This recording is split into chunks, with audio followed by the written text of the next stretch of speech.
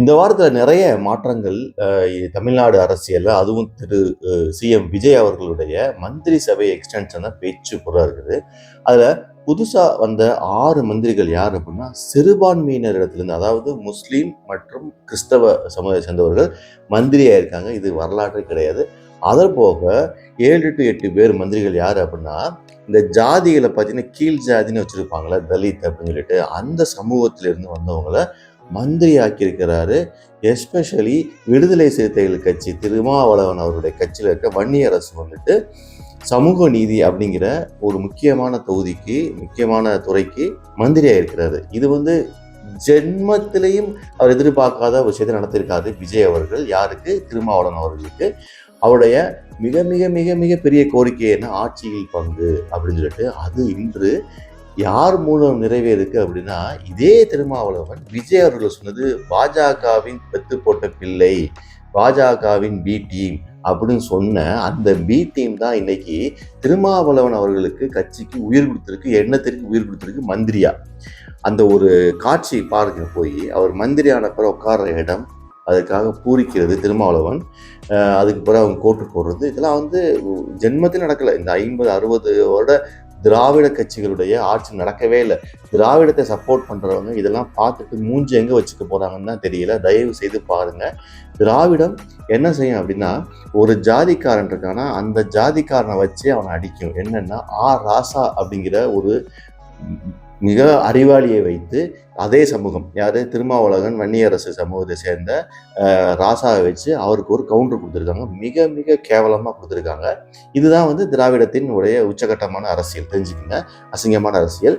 ஆனால் இது எனக்கு தெரிஞ்சு இது இது எவ்வளோ பெரிய வரலாறாக போகுதுன்னு எனக்கு தெரியாது.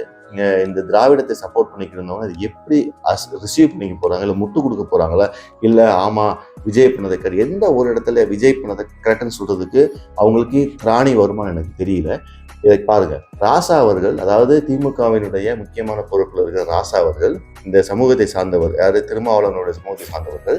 திருமாவளவனுக்கு ஒரு நல்லது நடக்குது, அந்த கட்சிக்கு ஒரு நல்லது நடக்குது அப்படின்னா, அதற்கு அவர் போட்ட ட்வீட் என்னென்னா, நான் படிக்கிறேன், அவர் டெலிட் பண்ணிட்டாரு.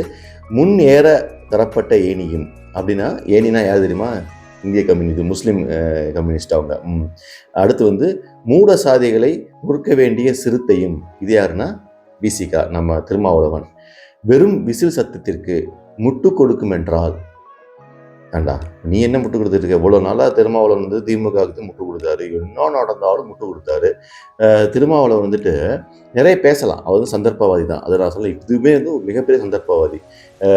அந்த இது முடிக்கிறார் பாருங்க, சொல்லிட்டு முட்டு கொடுக்கும் என்றால், பூ முடித்தவனை புறந்தள்ளி புணர்ச்சிக்கு வேறொரின் தேடுவதில் தவறில்லை, பெரியாரின் கால தேச வர்த்தமானத்திற்கு காத்திருப்போம் என்றும் களமாடுவோம். எவ்வளோ கேவலமாக வந்து விமர்சிச்சிருக்காரு பார்த்தீங்களா? இதே விஷயத்த வன்னியரசு கேட்கும்போது, வன்னியரசு வந்துட்டு இது எங்களை தவறாக சொன்னதில்லை, பெண்களை தவறாக சொல்லிட்டாரு, இதுதான் பெண்மை காக்கிறதா திமுக திராவிடத்தின் கொள்கையா அப்படின்னு திருப்பி அடிச்சிட்டாரு. சரியா? இதை வச்சுக்கலாம். இது வந்து ஒரு கட்டம். ஆனால் நான் திரும்ப நிறைய சொல்லிட்டு இருப்பேன், திருமாவளவன் அவர்கள் வந்து பார்த்தீங்க அப்படின்னா மிகப்பெரிய சந்தர்ப்பவாதி. ஒரு எடுத்த ஸ்டாண்டில் சரியாக நிற்க மாட்டார். தனக்கு என்ன வேணும் அப்படிங்கிறத மிக முன்னாடியே கணிச்சு வந்துகிட்டே இருக்கிறதால தான் இந்த சூழ்நிலை பார்த்தீங்கன்னா அப்படின்னா, திமுக கூட்டணியில் இருக்கும்போது அங்கேருந்து வெளியே வர்றதுக்கு ஜாக்கிரதையாக வருவார். ஏன்னா அவங்க தாழ்த்தப்பட்ட இனங்கிறதுக்காக அவர் எதையும் முடிவு எடுத்துட முடியாது, நம்மளை புறந்தள்ளிடுவாங்கன்னு சொல்லிட்டு ஜாக்கிரதையாக எடுத்துகிட்டே இருப்பார். ஈவன் இந்த விஜயோட ஆட்சி நடக்கிறதுக்கு சப்போர்ட் கொடுக்குறதுக்கே பார்த்தீங்கன்னா அவங்க சொல்லிட்டு தான் இங்கே வந்தார். வந்துட்டு என்ன சொன்னார்? நாங்கள் கூட்டணியில் தான் இருக்கோம், திமுக கூட்டணியில் தான் இருக்கோம், ஆனால் அவங்களுக்கு ஆதரவு தரும், எங்களுக்கு எந்த மந்திரி பதவியெல்லாம் வேணானாரு. ஆனால் விஜய் வந்து அதை முடிவு பண்ணி மந்திரி பதவி கொடுக்கலாம் முடிவு பண்ண உடனே அவர் மைண்டு மாறுது, சந்தர்ப்பத்தை யூஸ் பண்ணுறாரு, திமுக கூட்டணியிலிருந்து வெளியே வராரு. ஏன் அப்படின்னா, இந்த மாதிரி திமுகலையும் வந்து அரசியல் பத்திரம் பேச ஆரம்பிச்சிட்டாங்க, ராசா மாதிரி ஆளுங்க அசிங்கமாக பேச ஆரம்பிச்சிட்டாங்க இல்லையா? அப்படி வந்துடுது. இது இன்னொன்று யோசிக்கலாம், ஏன் விஜய் வந்து இதை பண்ணாரு? அவ்வளோ நல்லவரா விஜய் அப்படின்னு கேட்டிங்கன்னா, இதில் 2 ஆஸ்பெக்ட் இருக்குது. இப்போ பெரும்பான்மை இருந்துச்சுன்னு வச்சுக்கோங்க, விஜய்க்கு கிட்டத்தட்ட ஒரு 120 125 சீட்டு எடுத்திருக்காரு வச்சுக்கோங்க, 118க்கு. கண்டிப்பாக இதை செஞ்சுட்டு போகிறான்னு கேட்டால் கொஷின் மார்க் தான், யாருமே செய்ய மாட்டாங்க. நம்ம மற்ற கட்சியெலாம் செய்யலைங்கிறோம், அவங்களுக்கு ஒரு பெரும்பான்மை இருந்தவங்க செய்யலையா? இவருக்கு பெரும்பான்மை கம்மியாக இருக்குது, நாளைக்கு இந்த அரசாங்கம் 5 வருடம் தொடர்ந்து போகணும் அப்படின்னா சாலிடா சப்போர்ட் வேணும். அதுக்காகத்தான் இவர் வந்து மந்திரி பதவி கொடுக்குறாரு. இதற்குள்ள இருக்கிற பாலிடிக்ஸ் தெரியாம எல்லாரும் பேசுறாங்கங்கிறா. காங்கிரஸ் கொடுத்ததோ, முஸ்லீம் கம்யூனிஸ்ட் கொடுத்ததோ, இவரு திருமாவளவன் கொடுத்ததோ என்ன அப்படின்னா சாலிடா வந்துடுவாங்க. ஸோ நமக்கு வந்து எந்த டிஸ்டர்பன்ஸ் இருக்காது. ஓகே, அது கூட நல்ல அரசியல் தானே. அரசியல் தானேங்க எல்லாமே. எல்லாத்தையுமே அரசியலா கூட செஞ்சிருக்காருல்ல, பரவாயில்லல்ல. அப்படிதான் அதை பார்க்கணும். கண்டிப்பாக இது வந்து பெரும்பான்மை இல்லை. அதை பெரும்பான்மையை ஸ்ட்ராங் பண்றதுக்காக அவர் செஞ்ச முயற்சியாக கூட இருக்கலாம். தவறு கிடையாது. ரைட்டா? இந்த மாதிரி ஒரு அற்புதமான விஷயம் நடந்துகிட்டு இருக்கு. நிறைய விஷயங்கள் நடக்குது. அதையும் நான் பத்தி பேசுறேன். இந்த விஷயத்தையும் பேசாம போக முடியல. திராவிடம் தவற விட்ட, அதாவது தவற விட்டதும் கிடையாது. திராவிடம் செய்ய செய்ய மாட்டேன் என்று தவறெல்லாம் விடல அவங்க.